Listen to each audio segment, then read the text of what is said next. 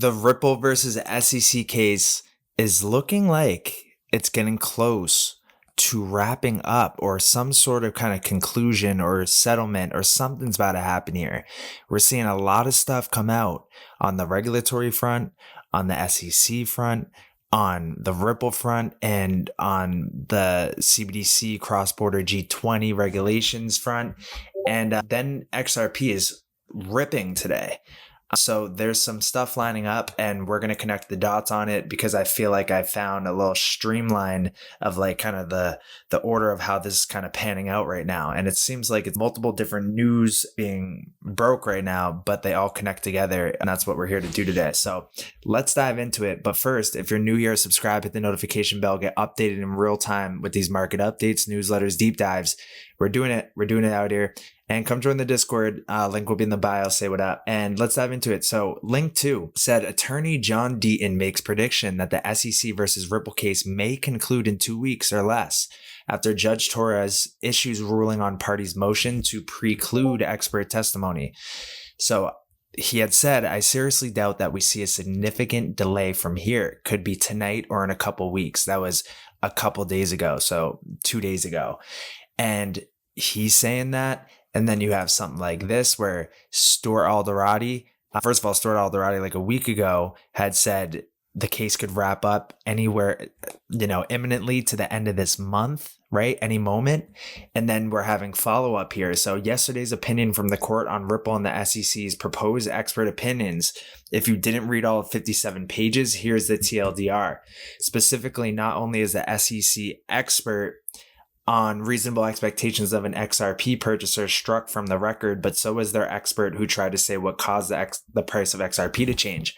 On the flip side, our experts that explain how Ripple's contract clearly differ from those in Howey, tax treatment of XRP not a security, accounting treatment of XRP not a security, and currency experts on XRP not a security are all allowed to stay in.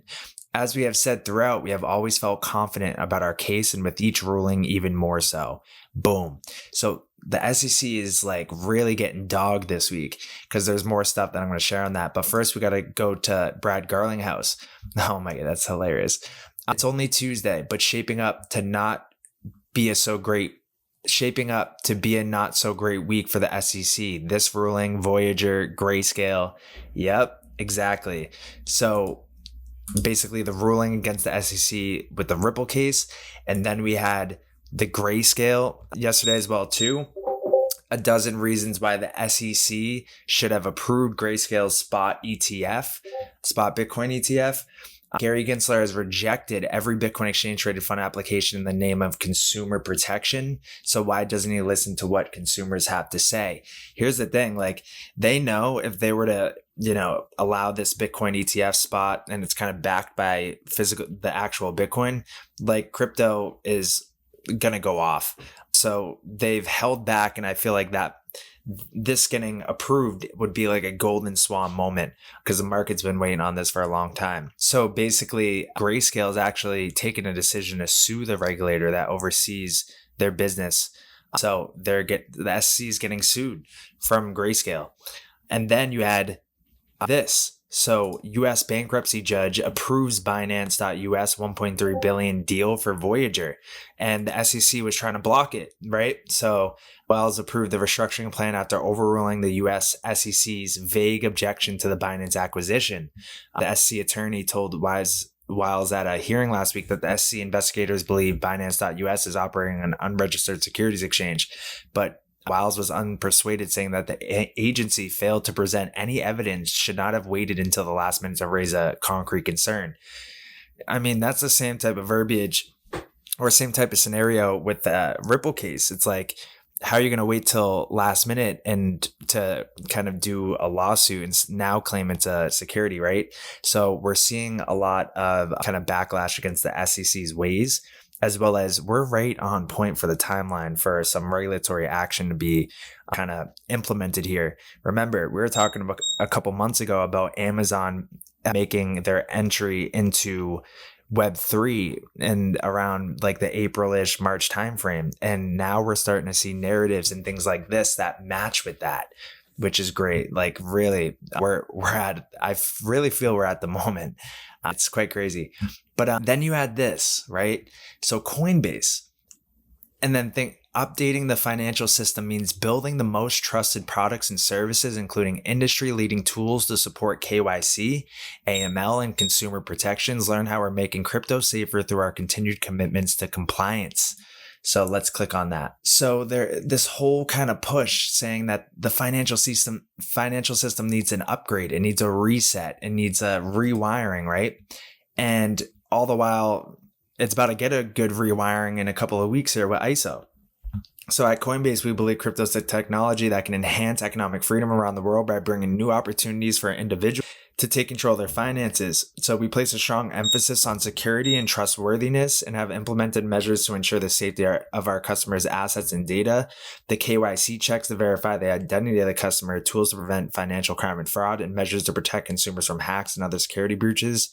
By offering these services, Coinbase aims to establish itself as the most reliable and secure platform for people to buy, sell, and store crypto and participate in the broader crypto ecosystem or community. And they really have been. They're at the forefront of this.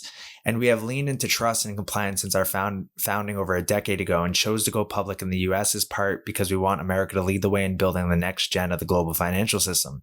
For our mission to succeed, we believe it is important that the US put in place a regulatory framework that allows innovation to thrive, which is why we are not fighting regulation, but actively seeking to collaborate with the government at all levels to advance forward-looking policies that will empower the next generation of builders and help attract more talent and investment to the US. As we go down here, it's talking about FinCEN, and it's talking about they led the trust kind of initiative, and that's the travel rule. And I believe RippleNet has like the travel rule kind of already baked into it.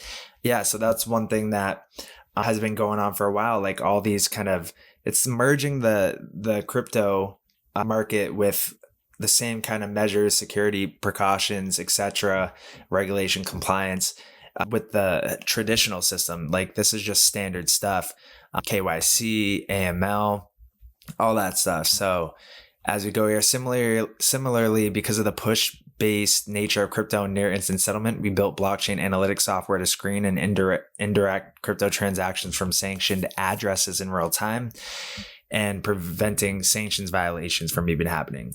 So, yep. So there we go. So that we're seeing this push for a upgrade of the financial system like this, update the system, humanitarian aid in Ukraine. And we all know that Stellar Aid is giving that kind of that support via MoneyGram, via USDC. And we know USDC is heavily tied up in circles, like kind of locked in arms with Coinbase, as well as Stellar and US and Circle are kind of locked in arm as well too, because you have USDC that runs on Stellar. That's how they're kind of doing the disbursements of the Stellar Aid. They're doing USDC on Stellar through MoneyGram to Ukraine in partnership with the United Nations. So when it comes to humanitarian aid, cutting out the middleman can change lives. So there we go, directly kind of propping up that use case.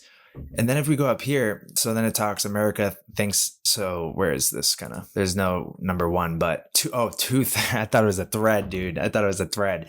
2/3 of America thinks the financial system is overdue for an overhaul. It's time to update the system. So let's hear this. What is this? You're telling me this guy is helping? That's my job.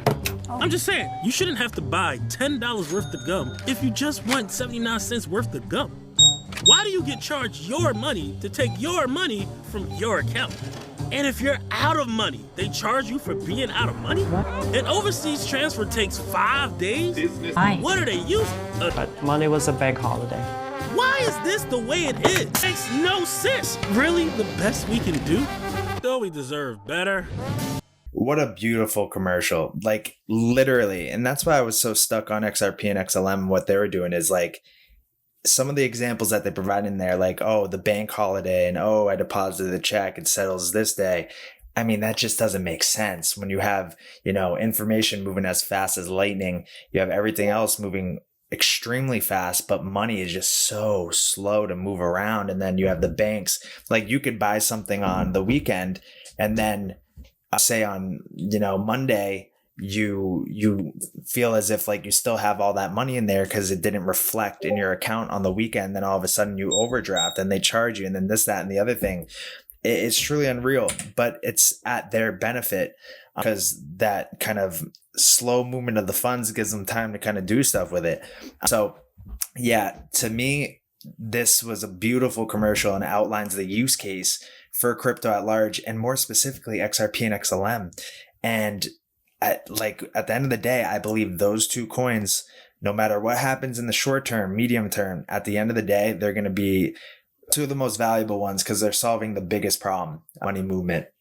And let's keep going, because on top of all this, right? So with the SEC getting kind of reamed right now with kind of positive things kind of being unveiled with the Ripple versus SEC case, Binance.US and Voyager, and then Grayscale with the potential Bitcoin spot ETF, then Coinbase with the call to updating the system. Then we saw the commercial, and then Mr. Man, my man, Jeremy O'Leary, G20 want to use next year to normalize crypto asset regulation, meaning it should be in this year for next year to be normalized. Let's hear this. Who is involved in international regulatory matters. Prior to this, with an economist who is involved in international regulatory matters, and there seems to be a G20 wide desire to use the next year to normalize digital assets, crypto markets regulation, and some of that is perhaps a reaction to failures, but also it's a desire to make sure that there's a clear foundation. Are you optimistic that what MiCA has done can become the global standard? I am optimistic indeed, and I think that we've seen that in other dimensions of digital regulation, such as GDPR, for instance. And so, because Europe decided on a set of standards for privacy, this has been embarked either as legislation in other regions or directly through corporate strategies. So there are many tech players here in Davos that now have GDPR by design or privacy by design, and through this have sort of spread GDPR as a standard across the world. And I think that the same will apply to MiCA, namely either through effective legislation or soft law, or by the voluntary adoption of such standards by players. Because if a global leader like Circle adopts MiCA standards for their operations, I'm guessing that they're not going to have double standards or triple or quadruple standards for each of the countries in which they operate. So whether it's by direct legislation, soft law, or through the corporate strategies of the leaders in the field, I'm very confident that MiCA, that is recognized globally as a balanced regulation, will make its way. On top of that, it's interesting to add that while if we look at the latest failure, you can figure out the one I have in mind.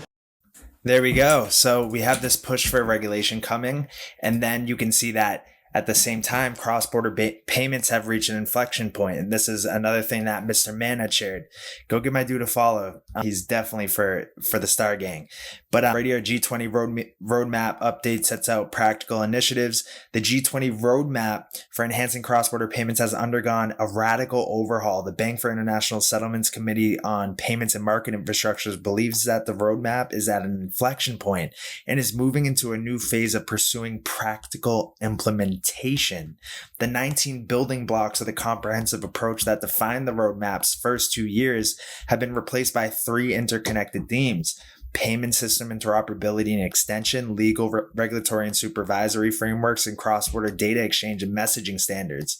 So many of the original building blocks can be mapped to these 3 themes, but the update reflects a more focused, targeted approach to tackling the problems of high cost, low speed, insufficient transparency, and lack of access. The new G20 roadmap has laid out concrete actions to be carried out over the next few years with the aim of achieving the quantitative targets agreed upon by the CPMI in 2021. They held a roundtable And one of the CPMI's main priorities in the roadmap is to promote fast payment systems that can be easily interlinked. The CPMI will establish a forum where central banks can share information and experiences on the process of upgrading their payment systems in an effort to ensure that new fast payment systems and central bank digital currencies are developed with the international dimension in mind. The CPMI also plans to host a workshop to showcase existing interlinking arrangements. All the same stuff, right? If you saw the video I did on Project Icebreaker the other day with the interlinking with the Holy Grail and that, it's happening. And we're at that inflection point, as they stated. In the hope that the technical and operational prerequisites become widely known and incorporated into the development process for new systems, the CPMI does not intend to do all the work itself. Partnerships with the private sector are an important part of the strategy for improving cross-border payments. This is particularly in evidence with regard to the promotion of ISO 20022 framework. While the framework has already been widely adopted for some type of payments, particularly those processed by SWIFT, there is more work required to extend it and develop a range of application programming interfaces, APIs, to ensure that ISO payments are accessible as possible to the broadest range of users. To help with this, they established a joint task force, and they're looking to align with the ISO 20022 harmonization requirements on schedule. And then they're talking about working on various things and smoothing them out. Know your customer, anti-money laundering, countering the financing of terrorism regulations in different jurisdictions. So that's big. That's a big thing that they're trying to deal with. The Financial Stability Board has set up a working group to develop recommendations to make the supervisory requirements for institutions providing cross-border services more consistent. This will be followed by standard settings bodies adapting their guidance to conform to the FSB's recommendations, a further period of national authorities to evaluate how to change their own frameworks. Right there, boom. Okay, so now let's go to the next one. So at the same time, right, all this same verbiage, all this same talk, it's like, they're all on the same page here and they're giving us the clues. India's crypto businesses handed anti-money laundering obligations for first time. They will have to register with the Financial Intelligence Unit and voluntarily report suspicious activities. India has added crypto to anti-money laundering rules, making crypto exchanges, NFT marketplaces, and custody service wallet providers legally responsible for monitoring suspicious financial activities for the first time. Boom, right there. So this was today, breaking news. And keep in mind, we need to look to India because they're this year's presidents of the group of 20 industrial nations. India has maintained that no regulatory framework is possible without global coordination. So basically, what you're seeing here is they're kind of making the stepping stones. They're the president of the G20 and they're going to be kind of leading it. And I'm sure, and they've already stated that global cooperation is the utmost importance. So I would assume that you're going to see all the other G20 nations follow in order. So it recently steered the G20 toward waiting for a global regulatory framework in the form of a synthesis paper jointly framed by the Financial Stability Board and the International Monetary Fund, expected by September or October. So we're going to see that then. So looks like VDA, virtual digital asset service providers, are now effectively categorized as reporting entities under the PMLA. And we have been voluntarily conducting these compliances for a while now, but happy to see that it has now been made into law right there. And now we can keep going because they're all across the world. No NFTs or securities yet. German finance officials say. So classification of the ownerships of tokens as financial instruments would imply licenses and money laundering supervision. Same type of talk, right? This is Germany. Then you have this. All crypto companies in India must now KYC users. KYC norms are no longer a best practice, but a legal obligation. So we had just read about that. And then you had this. UK financial regulator expands enforcement against crypto ATMs to East London. So they were doing this about a month ago, but they're continuing here. And it's probably because the anti-money laundering KYC type of stuff and kind of the illegal stuff that may be happening with the ATMs. Hosting illegally operating crypto ATMs. And then we had this on top of it because we're upgrading the system. It's happening here now, and the regulations are being set up. They're being put in place.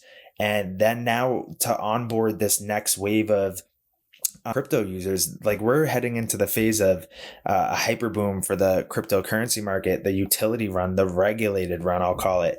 And I actually have a PowerPoint that I got to share with you guys pertaining to that. I'll send that in the Discord. So if you're not already in the Discord, definitely get in there. Link will be in the bio. But Coinbase announces wallet as a service. Now, any company can seamlessly onboard their users to Web3. They expand into Web3 business solutions, so any company can build fully customizable on-chain wallets for their customers. That's sick. So we're seeing now all these new solutions being set up. So now the next kind of to onboard more people onto crypto that may not be technologically savvy will be that much easier. So this is huge. We're seeing all the ducks being put in a row right now, and it's a matter of that regulation and clarity and that those frameworks being implemented globally. And then it's just going to be a race to the top. So AXA investment managers gain French crypto registration. So crypto firms are in a race to pass the governance and money laundering checks monitored by the French Financial Market Authority as new EU rules bed in. So MiCA are about to kind of roll in. But as you're seeing here, the laws will become tougher as of January 2024. So we're starting to get the timeline. We know when certain things are about to happen, and we're seeing the kind of the first initial phase of it here. Then we have survey finds retail still bullish on crypto post FTX. The majority of retail customers who had heard about and followed the bankruptcies of FTX indicated they plan to buy more crypto or likely do nothing as a result. Yeah, I would say that to be the case. I mean, a lot of people are sold on crypto. They know the problem in the kind of current existing infrastructure, and they see that crypto is going to be that solution. And then there's a narrative being built. Zero knowledge technology has great potential. FS insight. So that technology has a wide range of use cases in areas such as privacy, security, scalability, interoperability, and sovereign identity. Zero knowledge technology has the potential to revolutionize a number of sectors by providing a safe and efficient way to verify information while maintaining privacy and security. So we're going to find that, yeah, okay, so they gave a little bit Polygon, Aztec, but yeah, finding the biggest kind of couple of projects that are aiming to solve the zero knowledge technology dilemma or like build solid solutions for that. I'm sure they're going to have their runs. I know a couple off the top, Horizon, Matic as well too. But I'm sure there's more hidden out there that we could find for undercover gems in the Discord. So that's all good. And as you can see, XRP is up today. Everything else is down a little bit or flat. Then yeah, so we're going to end it off at that and believe me, we're only scratching the surface here. I just felt like, all those together kind of connected, but there's so much more stuff. We got stuff from China. We got stuff from Amazon. We got stuff from BCB Group. We got stuff from Silvergate. So I'm going to have to do another newsletter today to make sure you guys are updated on that. So make sure you subscribe, you hit the notification bell, and you tell me how you're feeling right now, man. Tell me how you're feeling in the comments. Are you excited about what's on the horizon here? Are you seeing what I'm seeing? Are you thinking there might be a black swan to kind of crash everything back and you think we're maybe going to have a bad 2023? I personally think we might be in the camp of having a great 2023, but I'm definitely open to hearing y'all opinions, and I'm excited to kind of go through this year with everybody that's watching right now, everybody in the Discord. If you want to kind of get in on conversations on a more intimate level, then definitely come to the Discord because it's tough doing it all on the social platforms plus Discord. I try to get to the social platforms, but Discord is the number one main form of communication. So come join it. Say what up. I'll say what up back, and I'll see you guys in the next video.